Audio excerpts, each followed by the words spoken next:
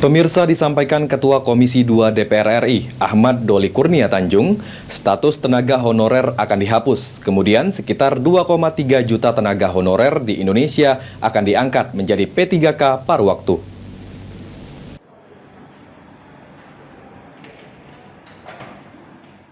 Disampaikan Ketua Komisi 2 DPR RI, Ahmad Doli Kurnia Tanjung, status tenaga honorer akan dihapus.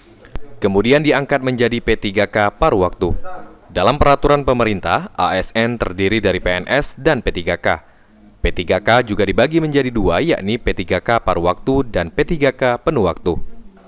Kurang lebih 2,3 juta tenaga honorer yang akan menjadi P3K paruh waktu dapat mengikuti seleksi CASN 2024. Sistem penilaian seleksi CASN 2024 bagi tenaga honorer akan berbeda. Hasilnya akan diurutkan berdasarkan ranking. Jadi syarat pertama tadi tidak ada pemberhentian tenaga honorer.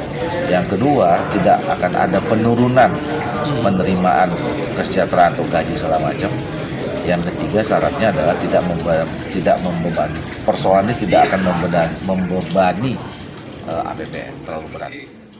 Ditambahkan Ahmad Doli Kurnia Tanjung, secara bertahap P3K paruh waktu juga dapat diangkat menjadi P3K penuh waktu, sesuai dengan kebutuhan dan kemampuan keuangan masing-masing instansi pemerintah. Dengan prinsip tidak terjadi pengurangan penghasilan, tidak terjadi PHK massal, dan tidak terjadi penambahan beban anggaran. Hafidz Zainul, PAL TV.